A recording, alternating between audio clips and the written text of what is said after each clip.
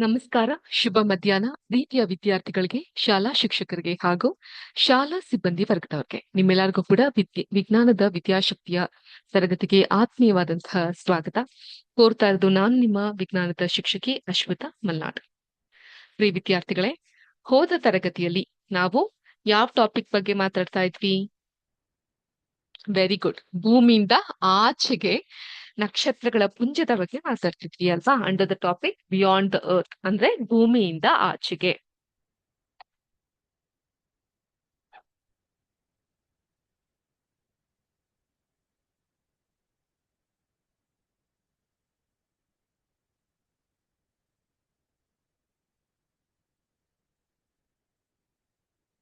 ಈ ಟಾಪಿಕ್ ಬಗ್ಗೆ ಮತ್ತಷ್ಟು ಸೂಕ್ಷ್ಮವಾದಂತಹ ಬಹುತೇಕ ಮುಖ್ಯವಾದಂತಹ ವಿಷಯಗಳ ಬಗ್ಗೆ ನಾವು ಅಧ್ಯಯನವನ್ನ ಮಾಡ್ತಾ ಹೋಗೋಣ. ಆದ್ರೆ ಅದಕ್ಕಿಂತ ಮುಂಚೆ ಇವತ್ತಿನ ಕ್ಲಾಸ್ನ ಒಂದು ಅಜೆಂಡಾ ಈ ರೀತಿಯಾಗಿರುತ್ತೆ. ಮೊದಲನೇದಾಗಿ ಲಾಸ್ಟ್ ಕ್ಲಾಸ್ ಹೋಮ್ವರ್ಕ್ ಏನಿದೆ ಅದನ್ನ ನಾನೀಗ ರಿವ್ಯೂ ಮಾಡ್ತೀನಿ. ಲಾಸ್ಟ್ ಕ್ಲಾಸ್ ಅಲ್ಲಿ ನಾನು ನಿಮ್ಗೊಂದು ಹೋಮ್ವರ್ಕ್ ಕೊಟ್ಟಿದ್ದೆ, ನೆನ್ಪಿದ್ಯಾ? ಏನ್ ಕೊಟ್ಟಿದೆ ಹೋಮ್ವರ್ಕ್? ಆ ನಂತರದಲ್ಲಿ ಡಿಕ್ಟೇಷನ್ ಇರುತ್ತೆ. ಡಿಕ್ಟೇಷನ್ ಪದಗಳಿಗೆ ಕನ್ನಡದಲ್ಲಿ ಏನಂತಾರೆ?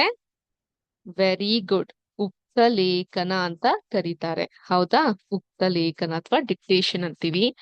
ಅದೇ ತರ ಇವತ್ತು ವಿಜ್ಞಾನದ ಆಸಕ್ತಿದಾಯಕ ವಿಷಯದಲ್ಲಿ ಇವತ್ತಿನ ದಿನದ ವಿಶೇಷದ ಬಗ್ಗೆ ನಾನು ಹೇಳ್ತಾ ಹೋಗ್ತೀನಿ. ಬಹಳ ಉತ್ತಮವಾದಂತಹ ದಿನ. ಈ ಯಾವ ದಿನ? ಈ ಸೋಮವಾರದ ದಿನ. ಏನ್ ವಿಶೇಷತೆ ಇದೆ ಇವತ್ತಿನ ದಿನದಲ್ಲಿ ಅದು ಕೂಡ ತಿಳ್ಕೊಂತಾ ಹೋಗೋಣ. And multiple choice question test ಸಹ ಇರುತ್ತೆ ಇವತ್ತಿನ ಕ್ಲಾಸ್ ನಲ್ಲಿ. ಅಂಡ್ ಪಾಠದ ಬಗ್ಗೆ ನಾವು ಮುಂದುವರೆದ ಅಧ್ಯಯನವನ್ನ ಮಾಡ್ತಾ ಹೋಗೋಣ.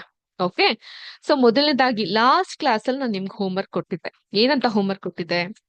Can anyone tell me homework that I had given you? Last class ನಲ್ಲಿ ನಾನು ನಿಮ್ಗೊಂದು ಹೋಮ್ವರ್ಕ್ ಕೊಟ್ಟಿದ್ದೆ. ಏನ್ ಹೋಮ್ವರ್ಕ್ ಕೊಟ್ಟಿದ್ದೆ ನಾನು?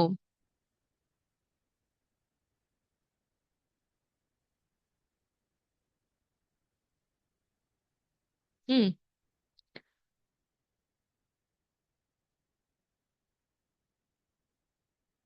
ಹೇಳ್ತೀರಾ? ಲಾಸ್ಟ್ ಕ್ಲಾಸ್ ನಲ್ಲಿ ನಾನ್ ನಿಮ್ಗೊಂದು ಹೋಮ್ವರ್ಕ್ ನ ಕೊಟ್ಟಿದ್ದೆ. ಏನ್ ಹೋಮ್ವರ್ಕ್ ಕೊಟ್ಟಿದ್ದೆ? Very good. ಏನ್ ಹೋಮ್ವರ್ಕ್ ಕೊಟ್ಟಿದ್ದೆ ನಾನು ನಿಮ್ಗೆ? 5 ನಕ್ಷತ್ರಗಳ ಹೆಸರುಗಳನ್ನ ಹೇಳಿ. ಓಕೆ, 5 ನಕ್ಷತ್ರಗಳ ಹೆಸರುಗಳನ್ನ ಹೇಳಿ ಅಂತ ನಾನು ನಿಮ್ಗೆ ಹೇಳಿದ್ದೆ. ಸೊ ಹೆಸರುಗಳನ್ನ ಹೇಳ್ತೀರಾ? ಸೊ ಯಾವ್ಯಾವ ನಕ್ಷತ್ರಗಳ ಹೆಸರನ್ನ ನೀವು ಹೇಳ್ತೀರಾ?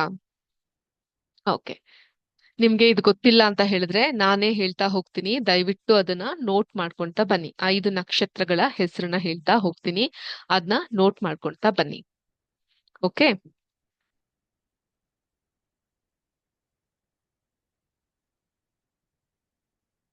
ನಕ್ಷತ್ರ ಮತ್ತು ಅದರ ಪುರಾಣದ ಕುರಿತು ನಿಮ್ಗೆ ಗೊತ್ತಿದೆ ಅಂತ ಅನ್ಕೊಂತೀನಿ. ಸೊ ನಕ್ಷತ್ರಗಳ ಹೆಸರುಗಳನ್ನ ನಾನು ಹೇಳ್ತಾ ಹೋಗ್ತೀನಿ. ನೋಡಿ, ಅಶ್ವಿನಿ.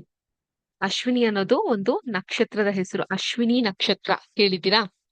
ಅಶ್ವಿನಿ, ಭರಣಿ, ಇದೆಲ್ಲ ಕೂಡ ನಕ್ಷತ್ರದ ಹೆಸರು. ಪುಷ್ಯ, ಪುಷ್ಯ ನಕ್ಷತ್ರ ಕೇಳಿದಿರಾ? ಪುಷ್ಯ ನಕ್ಷತ್ರದ ಬಗ್ಗೆ? Very good. ಪುಷ್ಯ ನಕ್ಷತ್ರ ನೋಟ್ ಮಾಡ್ಕೊಳ್ಳಿ. ಮೃಗ ಶಿರ, ಮೃಗದ ಶಿರ ಉಳ್ಳಂತಹ ನಕ್ಷತ್ರ ಮೃಗಶಿರ.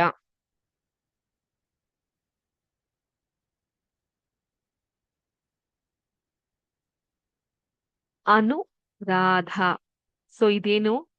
ಮ್ಯಾಕ್ಸ್ಮಿಸ್ ಹೆಸರು, ಹೌದಾ? ಮ್ಯಾಕ್ಸ್ಮಿಸ್ ಹೆಸರು ಹೌದು, ನಕ್ಷತ್ರದ ಹೆಸರು ಹೌದು. ಅಶ್ವಿನಿ, ಭರಣಿ, ಪುಷ್ಯ, ಮೃಗಶಿರ, ಅನುರಾಧ ಇದು ನಕ್ಷತ್ರದ ಹೆಸರಾಗಿರುತ್ತೆ. ಓಕೆ, ನೋಟ್ ಮಾಡ್ಕೊಂಡ್ರಾ? Please note it down. ವಿವಿಧ ನಕ್ಷತ್ರಗಳ ಹೆಸರು ಅಶ್ವಿನಿ, ಭರಣಿ, ಪುಷ್ಯ, ಮೃಗಶಿರ, ಅನುರಾಧ. ಇದೇ ತರ ಹಲವಾರು ನಕ್ಷತ್ರಗಳಿದೆ. ಒಟ್ಟು 27 ನಕ್ಷತ್ರಗಳಿದೆ. ಓಕೆ, ಕ್ವಿಕ್ ಆಗಿ ನಿಮ್ಗೆ ಹೇಳ್ತಾ ಹೋಗಬಹುದು ನಕ್ಷತ್ರದ ಬಗ್ಗೆ ನಾನು. ಅಶ್ವಿನಿ, ಭರಣಿ, ಕೃತಿಕಾ, ರೋಹಿಣಿ, ಮೃಗಶಿರ, ಆರ್ದ್ರ ಅಥವಾ ಆರಿದ್ರ, ಪುನರ್ವಸು, ಪುಷ್ಯ, ಆಶ್ಲೇಷ, ಮಖ, ಹುಬ್ಬ, ಉತ್ತರ ಹಸ್ತ, ಚಿತ್ತ, ಸ್ವಾತಿ, ವಿಶಾಖ, ಅನುರಾಧ, ಜ್ಯೇಷ್ಠ, ಮೂಲ, ಪೂರ್ವಾಷಾಢ, ಉತ್ತರಾಷಾಢ, ಶ್ರವಣ, ಧನಿಷ್ಠ, ಶತಾಭಿಷ, ಪೂರ್ವಭಾದ್ರ, ಉತ್ತರ ಭಾದ್ರ, ರೇವತಿ ಇವೆಲ್ಲ ಕೂಡ ವಿವಿಧ ನಕ್ಷತ್ರಗಳು. ಏನಿದು? ವಿವಿಧ ನಕ್ಷತ್ರಗಳು. ನೋಟ್ ಮಾಡ್ಕೊಂಡ್ರಾ? Very good. ಈಗ ನೆಕ್ಸ್ಟ್ ನೋಟ್ ಮಾಡ್ಕೊಂಡಿದ್ದಾದ ನಂತರ ನಾವು ಡಿಕ್ಟೇಷನ್ ಪದಗಳ ಕಡೆಗೆ ಗಮನ ಹರಿಸ್ತಾ ಹೋಗೋಣ. ಡಿಕ್ಟೇಷನ್ ಕಡೆಗೆ ಹೋಗೋಣ. ಓಕೆ, ಸೊ ಡಿಕ್ಟೇಷನ್ ಪದ ಇದಾಯ್ತು. ಲಾಸ್ಟ್ ಕ್ಲಾಸಿನ ಹೋಮ್ವರ್ಕ್ ಡಿಸ್ಕಸ್ ಮಾಡಿದಾಯ್ತು. ಉಕ್ತ ಲೇಖನ ಡಿಕ್ಟೇಷನ್ 5 ಪದಗಳನ್ನ ಕೊಡ್ತೀನಿ, ನೀವು ನೋಟ್ ಮಾಡ್ಕೊಂತ ಬರ್ಬೇಕಾಗತ್ತೆ. ಮೊದಲನೇ ಪದ ಹೀಗಿದೆ: ಜೀವರಾಶಿ. ಜೀವರಾಶಿ.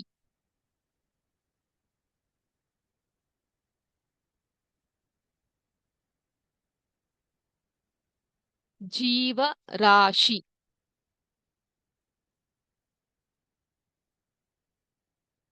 ನೋಟೆಡ್. ಎರಡನೆಯ ಪದ ಜ್ವಾಲಾಮುಖಿ. ಎರಡನೆಯ ಪದ ಜ್ವಾಲಾಮುಖಿ. ಜ್ವಾಲಾಮುಖಿ. ಜ ಝಾ ವಾವತ್ತು ವ ಜ್ವಾ ಲಾ ಮು ಖಿ. ಜ್ವಾಲಾಮುಖಿ. ಮೂರನೆಯ ಪದ ಭೂಕಂಪ. ಮೂರನೆಯ ಪದ ಭೂಕಂಪ. ನಾಲ್ಕನೆಯ ಪದ, ಮೂರನೆಯ ಪದ ಭೂಕಂಪ. ನಾಲ್ಕನೆಯ ಪದ ಕ್ಷಯ. ನಾಲ್ಕನೆಯ ಪದ ಕ್ಷಯ.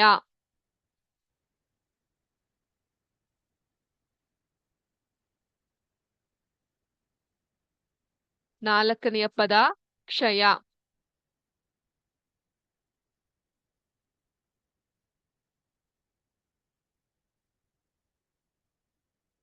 ಐದನೆಯ ಪದ ಪರಿಸರ ವ್ಯವಸ್ಥೆ. ಪರಿಸರ ವ್ಯವಸ್ಥೆ.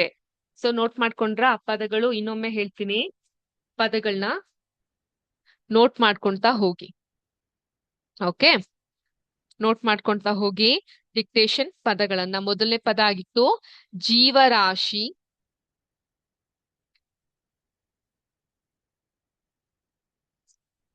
ಜ್ವಾಲಾಮುಖಿ. ಎರಡನೆಯ ಪದ ಭೂಕಂಪ. ಮೂರನೆಯ ಪದ. ನಾಲ್ಕನೆಯ ಪದ ಕ್ಷಯ. ಐದನೆಯ ಪದ ಪರಿಸರ ವ್ಯವಸ್ಥೆ. ಇದು ಇವತ್ತಿನ ಡಿಕ್ಟೇಷನ್ ಪದಗಳಾಗಿತ್ತು. ತಾವೆಲ್ಲರೂ ನೋಟ್ ಮಾಡ್ಕೊಂಡಿದ್ದೀರಾ ಅಂತ ಭಾವಿಸ್ತೀನಿ. So we are done with dictation as well. Next, ದಿನದ ವಿಶೇಷ. ಏನಪ್ಪಾ ಇವತ್ತಿನ ದಿನ? ಯಾವ ದಿನ ಇವತ್ತು?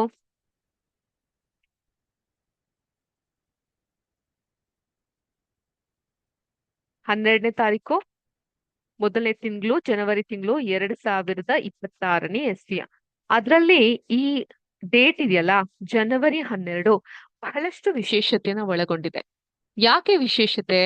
ನಾನೀಗೊಂದು ಸ್ಕ್ರೀನ್ ಅನ್ನ ಶೇರ್ ಮಾಡ್ತೀನಿ. ಇಲ್ಲಿ ಕಾಣ್ತಾ ಇರುವಂತಹ ಒಬ್ಬ ಮಹಾನ್ ಚೇತನ ವ್ಯಕ್ತಿ ಯಾರು ಅಂತ ಗೊತ್ತಿದ್ಯಾ ನಿಮ್ಗೆ? ವೆರಿ ಗುಡ್, ಸ್ವಾಮಿ ವಿವೇಕಾನಂದರು.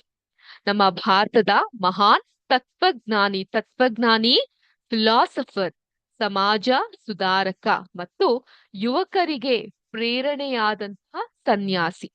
ಇವರ ಜನನ 1863ರ ಜನವರಿ 12ರಂದು ಕೋಲ್ಕತ್ತಾ ನಗರದಲ್ಲಿ ನಡೆಯುತ್ತೆ. ಕೋಲ್ಕತ್ತಾ ಎಲ್ಲಿದೆ? ವೆಸ್ಟ್ ಬೆಂಗಾಲ್, ದಕ್ಷಿಣ ಬಾಂಗ್ಲಾದಲ್ಲಿ ಇರುವಂತಹ, ಬೆಂಗಾಲ್ನಲ್ಲಿ ಇರುವಂತಹ ಕೋಲ್ಕತ್ತಾದಲ್ಲಿ ಇವರ ಜನನ ಆಗುತ್ತೆ. ಇವರ ಬಾಲ್ಯದ ಹೆಸರು ನರೇಂದ್ರನಾಥ ದತ್ತ ಅಂತ. ಈ ನರೇಂದ್ರನಾಥರು ಬುದ್ಧಿವಂತ ಮತ್ತು ಧೈರ್ಯಶಾಲಿ ಬಾಲಕನಾಗಿರ್ತಾರೆ. ಅವರಿಗೆ ಸಂಗೀತ, ವ್ಯಾಯಾಮ ಮತ್ತು ಪುಸ್ತಕ ಓದುವಂತಹ ಹವ್ಯಾಸ ಇರುತ್ತೆ. ನಂತರ ಅವರು ಶ್ರೀ ರಾಮಕೃಷ್ಣ ಪರಮಹಂಸರ ಶಿಷ್ಯರಾಗಿದ್ದು, ತಮ್ಮ ಗುರುಗಳ ಮಾರ್ಗದರ್ಶನದಲ್ಲಿ ಆತ್ಮಜ್ಞಾನವನ್ನ ಪಡೆದು ಸನ್ಯಾಸಿ ಆಗ್ತಾರೆ. ಆಗ ಅವರಿಗೆ ಸ್ವಾಮಿ ವಿವೇಕಾನಂದ ಅನ್ನುವಂತ ಹೆಸರು ಬರುತ್ತೆ. 1893ರಲ್ಲಿ ಅವರು ಅಮೆರಿಕಾದ ಚಿಕಾಗೋ ನಗರದಲ್ಲಿ ನಡೆದ ವಿಶ್ವ ಧರ್ಮ ಸಂಸತ್ತಿನಲ್ಲಿ ಭಾರತವನ್ನ ಪ್ರತಿನಿಧಿಸಿ ಭಾಷಣ ಮಾಡಿದ್ರು.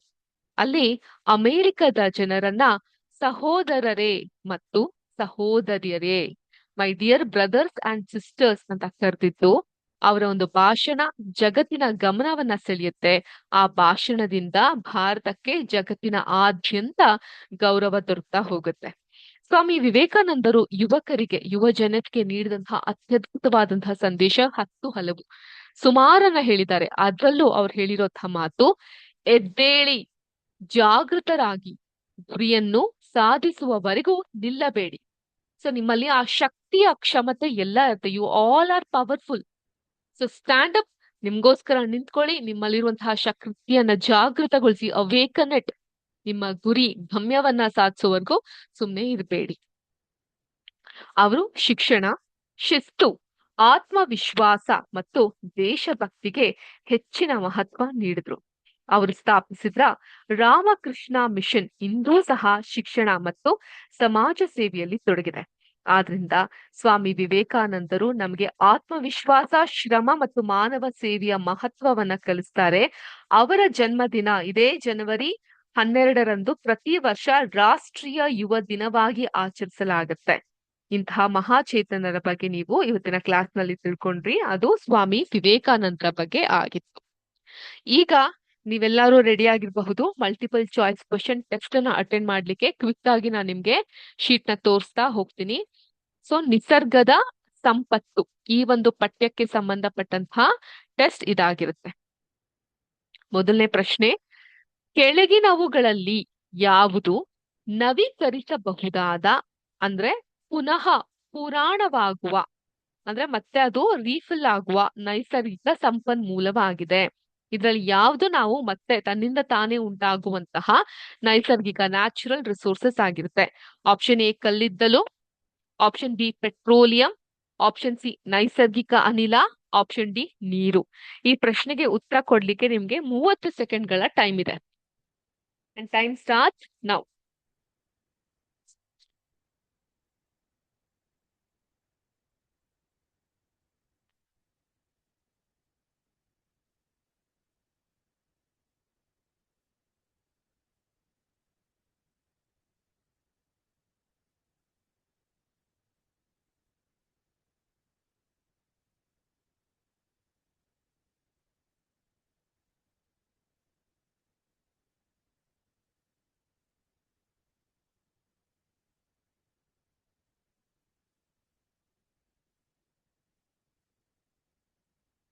ಕೆಳಗಿನವುಗಳಲ್ಲಿ ಯಾವುದು ನವೀಕರಿಸಬಹುದಾದಂತಹ ಅಂದ್ರೆ ಪುನಃ ಪುರಾಣವಾಗುವ ನೈಸರ್ಗಿಕ ಸಂಪನ್ಮೂಲ? ಆಪ್ಷನ್ ಎ ಕಲ್ಲಿದ್ದಲು, option B petroleum, option C ನೈಸರ್ಗಿಕ ಅನಿಲ, ಆಪ್ಷನ್ ಡಿ ನೀರು. ಸರಿಯಾದಂತಹ ಉತ್ತರ ಯಾವುದು? ಆಪ್ಷನ್ ಡಿ ನೀರು. ಸೊ ಮಿಕ್ಕಿದೆಲ್ಲ ಕೂಡ ಸರಿ ತೂಗ್ಸಕ್ ಆಗಲ್ಲ, ಮತ್ತೆ ಅದನ್ನ ಪಡ್ಕೊಳಕ್ ಆಗಲ್ಲ. ಕಲ್ಲಿದ್ಲಾಗಿರ್ಬಹುದು, ಪೆಟ್ರೋಲಿಯಂ ಆಗಿರಬಹುದು, ನೈಸರ್ಗಿಕ ನ್ಯಾಚುರಲ್ ಗ್ಯಾಸಸ್ ಆಗಿರಬಹುದು, ಅದ್ ಯಾವ್ದನ್ನು ನಾವು ಪಡ್ಕೊಳ್ಲಿಕ್ಕೆ ಆಗಲ್ಲ. ಓಕೆ, ನೆಕ್ಸ್ಟ್ ಸೆಕೆಂಡ್ ಕ್ವೆಶ್ಚನ್ ನ ಹೋಗೋಣ. ಅದಕ್ಕೂ ಕೂಡ 30 ಸೆಕೆಂಡ್ ಸಮಯ ಇರುತ್ತೆ. ಸಮಂಜಸವಾದ ಅವಧಿಯಲ್ಲಿ ಪುನಃ ಪುರಾಣವಾಗುವ ಸಂಪನ್ಮೂಲಗಳನ್ನ ಏನೆಂದು ಕರೆಯುತ್ತಾರೆ? ಸಮಂಜಸವಾದ ಅವಧಿಯಲ್ಲಿ ಪುನಃ ಪುರಾಣವಾಗುವ ರೀಫಿಲ್ ಆಗುವ ಸಂಪನ್ಮೂಲಗಳನ್ನ ಏನೆಂದು ಕರೆಯುತ್ತಾರೆ? ಕ್ಷಯವಾಗುವ ಸಂಪನ್ಮೂಲಗಳು, ನವೀಕರಿಸಲಾಗದ ಸಂಪನ್ಮೂಲಗಳು, ನವೀಕರಿಸಬಹುದಾದ ಸಂಪನ್ಮೂಲಗಳು, ಕೃತಕ ಸಂಪನ್ಮೂಲಗಳು. Time starts now. ಸಮಯ ಈಗ ಆರಂಭ ಆಗ್ತಾ ಇದೆ. 30 ಸೆಕೆಂಡ್ಸ್ ಸಮಯ ನಿಮ್ಗಿದೆ.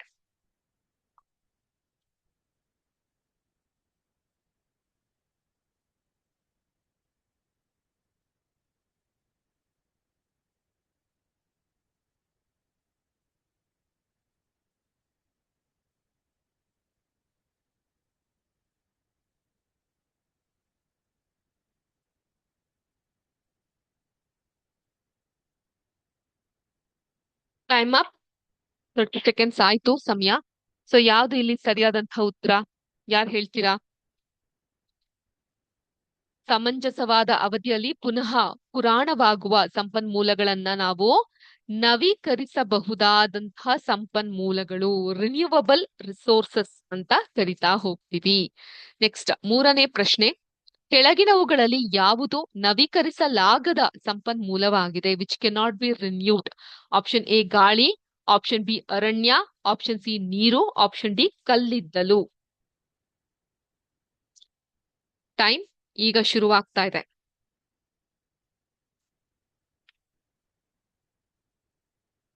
ಈ ಕೆಳಗಿನವುಗಳಲ್ಲಿ ಯಾವುದು ನವೀಕರಿಸಲಾಗದ ಸಂಪನ್ಮೂಲಗಳು?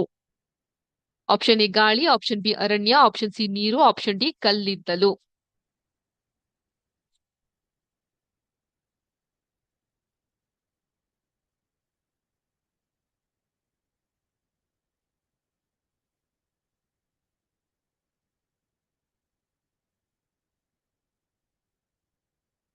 Time up. ಸೊ ಸರಿಯಾದಂತಹ ಉತ್ತರ ಯಾವುದು? ವೆರಿ ಸಿಂಪಲ್, ಗಾಳಿ, ಅರಣ್ಯ, ನೀರು. ನಾವು ಅದನ್ನ ನವೀಕರಿಸಬಹುದು, ಆದ್ರೆ ನವೀಕರಿಸಕ್ಕಾಗದೇ ಇರುವಂತಹದ್ದು ಕಲ್ಲಿದ್ದಲು. ಆಪ್ಷನ್ ಡಿ ಕಲ್ಲಿದ್ದಲು. ನೆಕ್ಸ್ಟ್ 4ನೇ ಪ್ರಶ್ನೆ, ಜೀವಾಂಶ ಇಂಧನಗಳು ರೂಪುಗೊಳ್ಳಲು ಡ್ಯಾಶ್ ಬೇಕಾಗುತ್ತದೆ?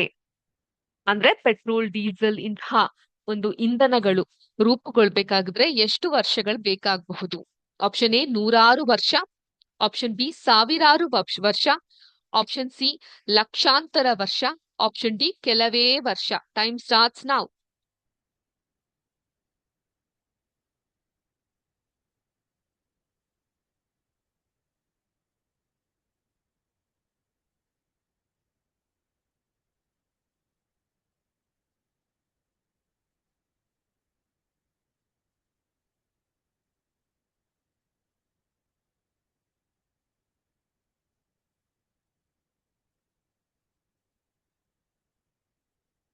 Time up.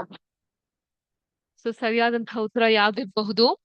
Very good, option C ಲಕ್ಷಾಂತರ ವರ್ಷಗಳು. ನೆಕ್ಸ್ಟ್ 5ನೇ ಪ್ರಶ್ನೆ, ಕೆಳಗಿನವುಗಳಲ್ಲಿ ಯಾವ ಕ್ರಿಯೆ ನೀರಿನ ಸಂರಕ್ಷಣೆಗೆ ಸಹಾಯ ಮಾಡುತ್ತದೆ? ಕೆಳಗಿನವುಗಳಲ್ಲಿ ಯಾವ ಕ್ರಿಯೆ ನೀರಿನ ಸಂರಕ್ಷಣೆಗೆ ಸಹಾಯ ಮಾಡುತ್ತದೆ? ಆಪ್ಷನ್ ಎ ನೀರಿನ ಟ್ಯಾಪ್ಗಳನ್ನ ತೆರೆದಿಡುವುದು, ಆಪ್ಷನ್ ಬಿ ತೋಟಗಾರಿಕೆಗೆ ಅತಿಯಾದ ನೀರಿನ ಬಳಕೆ ಮಾಡೋದು, ಆಪ್ಷನ್ ಸಿ ಮಳೆ ನೀರು ಸಂಗ್ರಹಣೆ ಮಾಡೋದು, ಆಪ್ಷನ್ ಡಿ ಪ್ರತಿದಿನ ವಾಹನ ತೊಳೆಯುವುದು. ಸೊ ಯಾವುದು ಸರಿಯಾದಂತಹ ಉತ್ತರ ಅಂತ ಗುರುತಿಸಿ. Time starts now.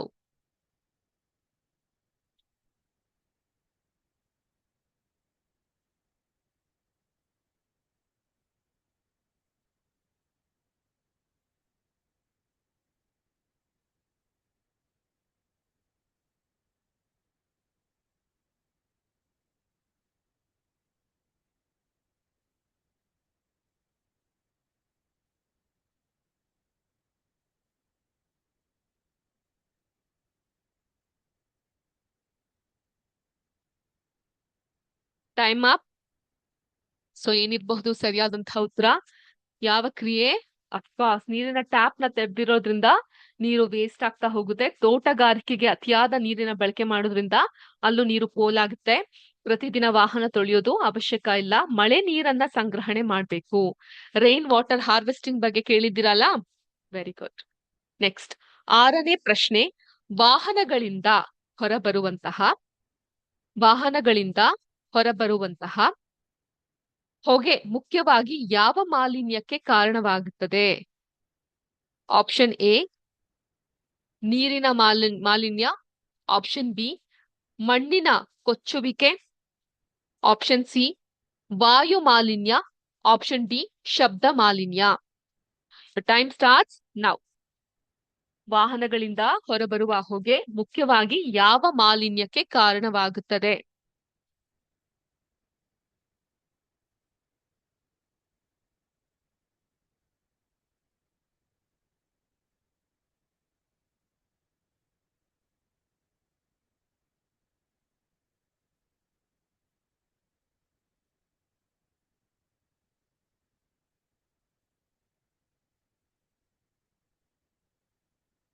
Times up. Time ಆಗಿದೆ. ಏನಿರ್ಬೋದು ಆ ಉತ್ತರ? ವಾಹನಗಳಿಂದ ಹೊರಬರುವಂತಹ ಹೊಗೆ ಅಂದ ತಕ್ಷಣ ನಮ್ಮ ನೆನಪಿಗೆ ಬರೋದು ವಾಯು ಮಾಲಿನ್ಯ, ಅಂದ್ರೆ ಗಾಳಿಯಲ್ಲಿ ಮಾಲಿನ್ಯ ಉಂಟಾಗುವಂಥದ್ದು. So option C is the right answer. Next 7ನೇ ಪ್ರಶ್ನೆ, ಸ್ಕೂಟರ್ ಮತ್ತು ಬೈಕ್ ಗಳಂತಹ ದ್ವಿಚಕ್ರ ವಾಹನಗಳಲ್ಲಿ ಸಾಮಾನ್ಯವಾಗಿ ಬಳಸುವ ಇಂಧನ ಯಾವುದು? Which is the fuel that is used in scooter and bike? Option A diesel, option B LPG, option C kerosene, option D petrol. Kerosene ಅಂದ್ರೆ ಸೀಮೆ ಎಣ್ಣೆ. LPG ಅಂದ್ರೆ ಲಿಕ್ವಿಫೈಡ್ ಪೆಟ್ರೋಲಿಯಂ ಗ್ಯಾಸ್, ದ್ರವೀಕೃತವಾದಂತಹ ಅನಿಲ. ಡೀಸೆಲ್ ಹಾಗೂ ಪೆಟ್ರೋಲ್, ಇದರಲ್ಲಿ ಯಾವ್ದು ಸರಿಯಾದಂತಹ ಉತ್ತರ? Your time starts now.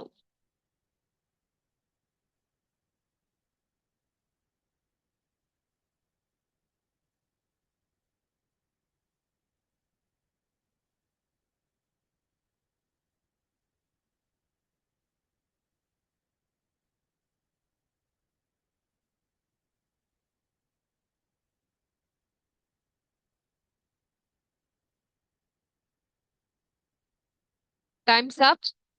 So ಯಾವ್ದು? ಸಾಮಾನ್ಯವಾಗಿ ಗಾಡಿ ದ್ವಿಚಕ್ರ ವಾಹನ ಇದ್ರೆ ಏನ್ ಹಾಕಿಸ್ಕೊಂಡ್ ಬರ್ತೀವಿ ಅಂತ ಹೋಗ್ತೀವಿ? Good, petrol. So option D, petrol is the right answer. Next, 8ನೇ ಪ್ರಶ್ನೆ. ಅಧ್ಯಾಯದಲ್ಲಿ ಉಲ್ಲೇಖಿಸಿರುವ ನವೀಕರಿಸಬಹುದಾದ ಸಂಪನ್ಮೂಲದ ಉದಾಹರಣೆ ಯಾವುದು? ಆಪ್ಷನ್ ಎ ಖನಿಜಗಳು, minerals. Option B petroleum. Option C ಅರಣ್ಯ. ಆಪ್ಷನ್ ಡಿ ನೈಸರ್ಗಿಕ ಅನಿಲ. ಸೊ ಈ ಅಧ್ಯಾಯದಲ್ಲಿ ಉಲ್ಲೇಖಿಸಿರುವಂತಹ ನವೀಕರಿಸಬಹುದಾದಂತಹ ಸಂಪನ್ಮೂಲದ ಉದಾಹರಣೆ. Time starts now.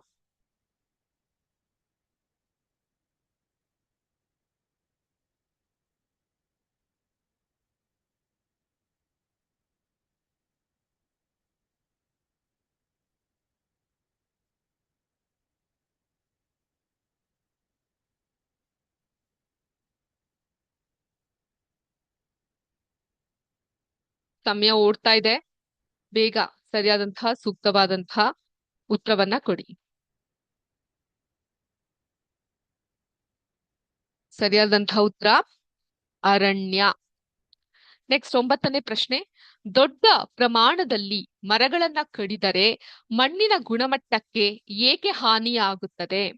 ದೊಡ್ಡ ಪ್ರಮಾಣದಲ್ಲಿ ಮರಗಳನ್ನ ಕಡಿದರೆ ಮಣ್ಣಿನ ಗುಣಮಟ್ಟಕ್ಕೆ ಏಕೆ ಹಾನಿಯಾಗುತ್ತದೆ? ಆಪ್ಷನ್ ಎ ಮಣ್ಣು ಭಾರವಾಗುತ್ತದೆ. ಆಪ್ಷನ್ ಬಿ ಮಣ್ಣಿನ ಕೊಚ್ಚುವಿಕೆ ಹೆಚ್ಚುತ್ತದೆ. ಆಪ್ಷನ್ ಸಿ ಮಣ್ಣಿಗೆ ಹೆಚ್ಚು ಪೋಷಕಾಂಶಗಳು ಸೇರುತ್ತವೆ. ಆಪ್ಷನ್ ಡಿ ಮಣ್ಣು ಜಲ ನಿರೋಧಕವಾಗುತ್ತದೆ. ಸೊ ಯೋಚನೆ ಮಾಡಿ ಉತ್ತರ ಕೊಡಿ. ದೊಡ್ಡ ಪ್ರಮಾಣದಲ್ಲಿ ಏನಾದ್ರೂ ಮರಗಳನ್ನ ಕಡಿದ್ರೆ ಮಣ್ಣಿನ ಗುಣಮಟ್ಟಕ್ಕೆ ಯಾಕೆ ಹಾನಿಯಾಗುತ್ತದೆ ಅಂತ. Time starts now.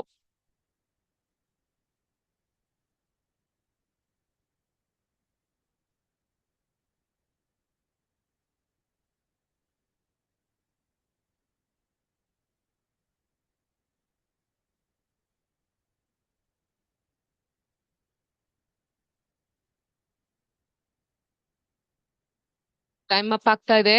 5, 4, 3, 2, 1. Times up. So ಮರಗಳನ್ನ ಕಡಿಯೋದ್ರಿಂದ ಏನಾಗುತ್ತೆ? ಸಾಯಿಲ್ ಎರೋಷನ್ ಅಂದ್ರೆ ಮಣ್ಣಿನ ಕೊಚ್ಚುವಿಕೆ ಹೆಚ್ಚಾಗುತ್ತೆ. ಸೊ ಸರಿಯಾದಂತಹ ಉತ್ತರ ಆಪ್ಷನ್ ಬಿ. ನೆಕ್ಸ್ಟ್, 10ನೇ ಪ್ರಶ್ನೆ. ವಿದ್ಯುತ್ ವಾಹನಗಳನ್ನ ಹೆಚ್ಚು ಪ್ರಾಧಾನ್ಯ ನೀಡುವುದಕ್ಕೆ ಕಾರಣ ಏನು? ಎಲ್ಲ ಕಡೆ ಎಲೆಕ್ಟ್ರಿಫೈಡ್ ಆಗಿರೋ ಬೈಕ್ಸ್, ಕಾರ್ಸ್ ಗಳನ್ನ ಕಾಣ್ತಿರ್ಬಹುದು. ಯಾಕೆ? ಅವು ಹೆಚ್ಚು ಇಂಧನ ಬಳಸುತ್ತವೆ.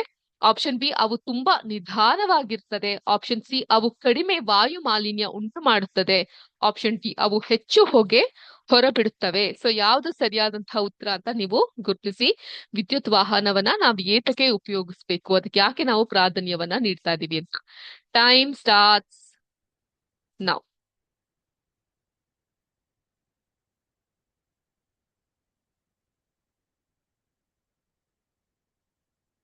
ಸಮಯ ಆಗ್ತಾ ಇದೆ. 10 ಸೆಕೆಂಡ್ಸ್ ಮಾತ್ರ ಬಾಕಿ ಇದೆ.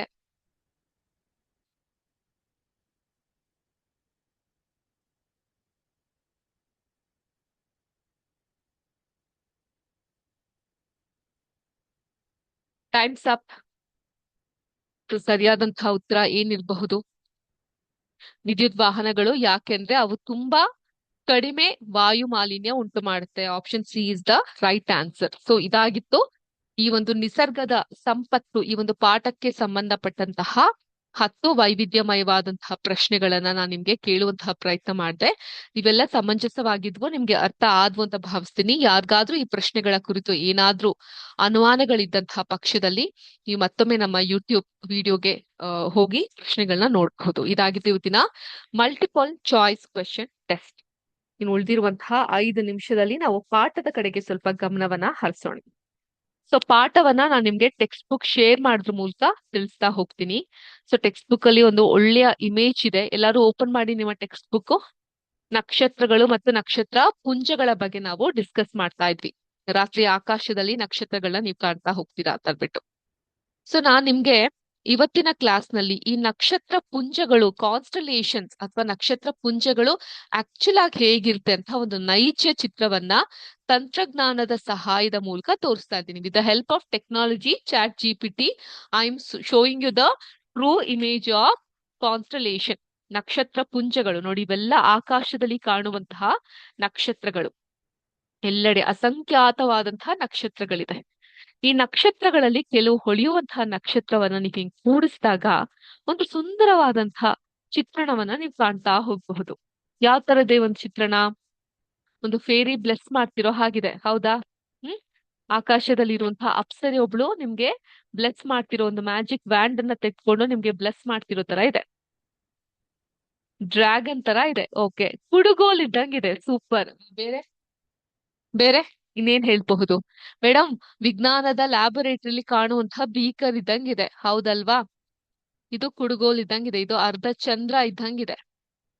ಓಕೆ, ಸೊ ಏನ್ ಈ ನಕ್ಷತ್ರ ಪುಂಜಗಳು ಅಂತ ಹೇಳಿದ್ರೆ, ಕೆಲವು ನಕ್ಷತ್ರ ಗುಂಪುಗಳಾಗಿ ನಾವು ಕಾಣ್ತಾ ಹೋಗಬಹುದು. ಈ ರಾತ್ರಿಯ ಆಕಾಶದಲ್ಲಿ ನಕ್ಷತ್ರಗಳನ್ನ ನೋಡ್ತಾ ನಮ್ಮ ಪೂರ್ವಜರು ನೆಚ್ಚಿನ ಕಾಲಕ್ಷೇಪವನ್ನ ಮಾಡ್ತಾ ಇದ್ರು. ದೇ ಸ್ಪೆಂಡ್ ಟೈಮ್ ನಕ್ಷತ್ರಗಳನ್ನ ನೋಡ್ತಾ. ಅವರು ಈ ನಕ್ಷತ್ರದ ವಿನ್ಯಾಸಗಳನ್ನ ಪ್ರಾಣಿಗಳು, ಕಾಯಗಳು ಅಥವಾ ಕಥೆಗಳಲ್ಲಿನ ಪಾತ್ರಗಳೊಂದಿಗೆ ಗುರುತಿಸ್ತಾ ಇದ್ರು. ಈ ಅಜ್ಜಿ ಕಥೆಗಳನ್ನೆಲ್ಲ ಕೇಳಿದಾಗ ನಕ್ಷತ್ರ ರಾಜ ಒಬ್ಬ ಇದ್ದ, ಇಂಥ ಕಥೆಗಳನ್ನೆಲ್ಲ ಹೇಳ್ತಾ ಇದ್ರಲ್ವಾ. ಅನೇಕ ಸಂಸ್ಕೃತಿಗಳು ತಮ್ಮದೇ ಆದಂತಹ ಕಥೆಗಳ ಆಧಾರದ ಮೇಲೆ ಈ ವಿನ್ಯಾಸಗಳಿಗೆ ಹೆಸರುಗಳನ್ನ ಕೊಟ್ಟಿದ್ರು. ಈಗ ತಾನೇ ನಾನು ಕ್ಲಾಸ್ ಸ್ಟಾರ್ಟಿಂಗ್ ಅಲ್ಲೇ ಒಂದಿಷ್ಟು ಹೆಸರು ಹೇಳ್ದೆ. ಯಾವ್ದ್ಯಾವ್ದು ಹೇಳಿ ನೋಡೋಣ. ಅನುರಾಧ, ಅಶ್ವಿನಿ, ಪುಷ್ಯ, ಮೃಗಶಿರ, ಶ್ರವಣ, ಉತ್ತರಾಷಾಢ, ಪೂರ್ವಾಷಾಢ. ಅಬ್ಬಬ್ಬಾ, ಎಷ್ಟು ಹೆಸರುಗಳಿದ್ದಾವೆ. ಒಟ್ಟು ನಮ್ಮ ಧಾರ್ಮಿಕ ಸಂಸ್ಕೃತಿ ಪ್ರಕಾರ 27 ನಕ್ಷತ್ರಗಳ ಹೆಸರುಗಳನ್ನ ಕಾಣಬಹುದು. ಈಗ ಈ ಹಿಂದಿನ ಕಾಲದಲ್ಲಿ ನಕ್ಷತ್ರಗಳು ಮತ್ತು ಅವುಗಳ ವಿನ್ಯಾಸಗಳನ್ನ ಗುರುತಿಸೋದು ದೂರದ ಪ್ರಯಾಣಕ್ಕೆ ಉಪಯುಕ್ತವಾಗ್ತಾ ಇತ್ತು. ಸೊ ಹಿಂದಿನ ಕಾಲದಲ್ಲಿ ನಕ್ಷತ್ರಗಳ ಗುಂಪುಗಳನ್ನ ರೂಪಿಸುವಂತಹ ವಿನ್ಯಾಸಗಳನ್ನ ನಕ್ಷತ್ರ ಪುಂಜಗಳು ಅಂತ ಕರೀತಾ ಇದ್ರು. ನಕ್ಷತ್ರ ಪುಂಜಗಳು ಅಂದ್ರೆ ಕಾನ್ಸ್ಟಲೇಷನ್. ಪ್ರಸ್ತುತ ಆಕಾಶದಲ್ಲಿ ಈ ನಕ್ಷತ್ರಗಳ ಗುಂಪುಗಳನ್ನ ಒಳಗೊಂಡಿರುವಂತಹ ಪ್ರದೇಶಗಳನ್ನ ನಕ್ಷತ್ರ ಪುಂಜಗಳು ಅಂತ ವ್ಯಾಖ್ಯಾನಿಸಲಾಗುತ್ತೆ. ಬೇರೆ group of stars are there ಅಂತ ಜಾಗ. ಈಗ ನಾನು ಇಮೇಜ್ ತೋರಿಸ್ತಾ ಇದೀನಲ್ಲ, ಇಂಥ ಜಾಗಗಳನ್ನ ನಕ್ಷತ್ರ ಪುಂಜಗಳು, ಕಾನ್ಸ್ಟಲೇಷನ್ಸ್ ಅಂತ ಕರಿತಾ ಹೋಗ್ತಾರೆ. ಆದಾಗ್ಯೂ ನಕ್ಷತ್ರ ಪುಂಜಗಳಲ್ಲಿ ನಕ್ಷತ್ರಗಳ ವಿನ್ಯಾಸ ಹೆಚ್ಚು ಪ್ರಮುಖವಾಗಿರುತ್ತೆ. ಇಂದಿಗೂ ಈ ನಕ್ಷತ್ರಗಳ ಗುಂಪಿಗೆ ಸಾಮಾನ್ಯವಾಗಿ ನಕ್ಷತ್ರ ಪುಂಜ ಅನ್ನುವಂತಹ ಪದವನ್ನ ಬಳಸ್ತಾರೆ. ಇನ್ನು ಕೆಲವು ನಕ್ಷತ್ರ ಪುಂಜಗಳ ಚಿತ್ರ ನಿಮ್ಗೆ ಟೆಕ್ಸ್ಟ್ ಬುಕ್ ನಲ್ಲಿ ಕೊಡಲಾಗಿದೆ. Please open page number 119. So ಇದನ್ನ ಸುಲಭವಾಗಿ ಗುರುತಿಸಲು ಸಾಧ್ಯವಾಗುತ್ತೆ. ನಕ್ಷತ್ರಗಳನ್ನ ಕಾಲ್ಪನಿಕ ರೇಖೆಗಳಿಂದ ಜೋಡಿಸಲಾಗಿದೆ. ಓರಿಯನ್ ಅಂದ್ರೆ ಮಾಲ್ ಹೆಸರು ಮೇಡಮ್. ಓಕೆ, ಓರಿಯನ್ ಅನ್ನೋದು ಒಂದು ಕಾನ್ಸ್ಟಲೇಷನ್, ನಕ್ಷತ್ರ ಪುಂಜ. ಅದು ಬೇಟೆಗಾರನಂತೆ ಪ್ರತಿನಿಧಿಸಲಾಗಿದೆ ಓರಿಯನ್ ಅನ್ನೋದನ್ನ. ಮಧ್ಯದಲ್ಲಿ 3 ನಕ್ಷತ್ರಗಳಿದ್ದು ಇವು ಬೇಟೆಗಾರನ ಸೊಂಟ ಪಟ್ಟಿಯನ್ನ ಪ್ರತಿನಿಧಿಸುತ್ತೆ. ಕೆಲವರ ಕಲ್ಪನೆಯಂತೆ ಗೂಳಿಯೊಂದಿಗೆ ಅಂದ್ರೆ ವೃಷಭದೊಂದಿಗೆ ಹೋರಾಡುತ್ತಿರುವಂತಹ ಬೇಟೆಗಾರ ಓರಿಯನ್ ಅನ್ನ ಆತನ ನಾಯಿ ಕ್ಯಾನಿಸ್ ಮೇಜರ್ ಹಿಂಬಾಲಿಸ್ತಾ ಇದೆ. ಕ್ಯಾನಿಸ್ ಮೇಜರ್ ನಕ್ಷತ್ರ ಪುಂಜವು ರಾತ್ರಿಯ ಆಕಾಶದಲ್ಲಿ ಅತ್ಯಂತ ಪ್ರಕಾಶಮಾನವಾದಂತಹ ಸಿರಿಯಸ್ ಅಂದ್ರೆ ಲುಬ್ಧಕ ಅನ್ನುವಂಥ ನಕ್ಷತ್ರವನ್ನ ಹೊಂದಿದೆ. ಸೊ ಮೇಡಮ್ ಏನ್ ಹೇಳ್ತಾ ಇದಾರೆ? ನಮ್ಗೆ ಅರ್ಥ ಆಗ್ತಿಲ್ವಲ್ಲ. ಈಗ ಅರ್ಥ ಮಾಡಿಸ್ತಾ ಹೋಗ್ತೀನಿ. ಟೆಕ್ಸ್ಟ್ ಬುಕ್ ನ ನೀವು ಓಪನ್ ಮಾಡಿ ಪೇಜ್ ನಂಬರು. ಟೆಕ್ಸ್ಟ್ ಬುಕ್ ಇಲ್ದೇ ಇರೋರು ಇಲ್ಲಿ ನೋಡಿ, ನಾನು ಶೇರ್ ಮಾಡ್ತೀನಿ. ಇಲ್ಲಿ ಕಾಣಬಹುದು. ಈ ಕ್ಯಾನಿಸ್ ಮೇಜರ್ ಅನ್ನೋದು ಒಂದು ನಾಯಿ ರೀತಿ ಕಾಣುತ್ತೆ, ಹೌದಾ? ಬಾಲ, 4 ಕಾಲು, ತಲೆ. ಇದನ್ನ ಇಲ್ಲಿ ತುಂಬಾ ಪ್ರಕಾಶಮಾನವಾದಂತಹ ನಕ್ಷತ್ರ ಸಿರಿಯಸ್ ಅನ್ನೋದು ತುಂಬಾ ಪ್ರಕಾಶಮಾನವಾದಂಥದ್ದು. ಈ ಒರಿಯನ್ ಅನ್ನುವಂಥದ್ದ ನಿಜವಾದ ಅಂಶವನ್ನೇ ನೀವು ನೋಡಿದ್ದು. ಇಲ್ಲೊಂದು ವೃಷಭ, ಇಲ್ಲೊಂದು ಹಸು ಅಥವಾ ಎತ್ತು ಅಥವಾ ಒಂದು ಗೂಳಿಯನ್ನ ಕಾಣಬಹುದು. ಅದನ್ನ ಬೇಟೆ ಆಡಕ್ಕೆ ಹೊರಟಿದ್ದಾನೆ ಅನ್ನೋದನ್ನ ನೀವು ನೋಡ್ಲಿಕ್ಕೆ ಸಾಧ್ಯವಾಗುತ್ತೆ. ಸೊ ಒರಿಯನ್ ವೃಷಭವನ್ನ ಬೇಟೆ ಆಡುವಂತಹ ಸಮಯದಲ್ಲಿ ಕ್ಯಾನಿಸ್ ಮೇಜರ್ ಆತನನ್ನ ಹಿಂಬಾಲಿಸ್ತಾ ಇತ್ತು. ಸೊ ಇದೊಂದು ನಕ್ಷತ್ರ ಪುಂಜವನ್ನ ಈ ರೀತಿ ಕಾಲ್ಪನಿಕ ಲೋಕದಲ್ಲಿ ಸೃಷ್ಟಿಸ್ಕೊಂಡಿದ್ರು. ಸೊ ಅದ್ರದ ಒಂದು ನಿಜವಾದ ಇಮೇಜ್ ಅನ್ನ ನಾನ್ ನಿಮ್ಗೆ ಇವತ್ತಿನ ಆ, ತಂತ್ರಜ್ಞಾನದ ಸಹಾಯದಿಂದ ತೋರಿಸಿದ್ದೆ. ಕಾಣ್ತಾ ಇದ್ಯಾ ಯಾವ ರೀತಿ ಇರುತ್ತೆ ನಕ್ಷತ್ರದ ಇಮೇಜ್ ಅನ್ನ ಯಾವ ರೀತಿ ಹಿಂಗೆ ಎಳ್ದಿದ್ದಾರೆ ಅಂತ. ಸೊ ನೆಕ್ಸ್ಟ್ ಕ್ಲಾಸ್ ನಲ್ಲಿ ನಿಮ್ಗೊಂದು ಅಸೈನ್ಮೆಂಟ್ ಏನು ಅಂತ ಹೇಳಿದ್ರೆ, ಇದೇ ತರ ನೈಜವಾದಂತಹ ನಕ್ಷತ್ರದ ಪುಂಜಗಳ ಬಗ್ಗೆ ನಿಮ್ಗೆ ಎಷ್ಟು ಸಾಧ್ಯವಾಗುತ್ತೋ ಅಷ್ಟು ವಿಷಯಗಳನ್ನ ನೀವು ತಿಳ್ಕೊಂತಾ ಬನ್ನಿ ಅಂತ ನಾನು ಹೇಳ್ತೀನಿ. ಸೊ ಅದನ್ನ ಹೇಳ್ತಾ ಮುಂದಿನ ಕ್ಲಾಸ್ ನಲ್ಲಿ ಸಿಗೋಣ. ಇವತ್ತಿನ ಕ್ಲಾಸ್ ನಲ್ಲಿ ನಾವು ಮಾತಾಡಿದಂತಹ ವಿಷಯಗಳು ಏನೇನೋ ನಕ್ಷತ್ರಗಳ ಹೆಸರುಗಳ ಬಗ್ಗೆ ಡಿಸ್ಕಸ್ ಮಾಡಿದ್ವಿ, ಉಕ್ತಲೇಖನ ಪದಗಳನ್ನ ತೆಕ್ಕೊಂಡಿದ್ವಿ, ದಿನದ ವಿಶೇಷ ಜನವರಿ 12 ರಾಷ್ಟ್ರೀಯ ಯುವ ಜನತೆಯ ದಿನ, ಸ್ವಾಮಿ ವಿವೇಕಾನಂದರ ಜಯಂತಿ, ಮತ್ತೆ ಮಲ್ಟಿಪಲ್ ಚಾಯ್ಸ್ ಕ್ವಶನ್ ಟೆಸ್ಟ್ ತಗೊಂಡಿದ್ವಿ, ಪಾಠದ ಬಗ್ಗೆ ಡಿಸ್ಕಸ್ ಮಾಡಿದ್ವಿ. ಇವೆಲ್ಲ ನಿಮ್ ತಲೆಗೆ ಹೋಗಿದೆ ಅಂತ ಭಾವಿಸ್ತಾ ಮುಂದಿನ ಕ್ಲಾಸ್ ನಲ್ಲಿ ಭೇಟಿಯಾಗೋಣ. ಅಲ್ಲಿವರೆಗೂ ಶುಭ ದಿನ. ಜೈ ಹಿಂದ್, ಜೈ ಕರ್ನಾಟಕ ಮಾತೆ, ಜೈ ವಿದ್ಯಾಶಕ್ತಿ. ನಮಸ್ಕಾರ.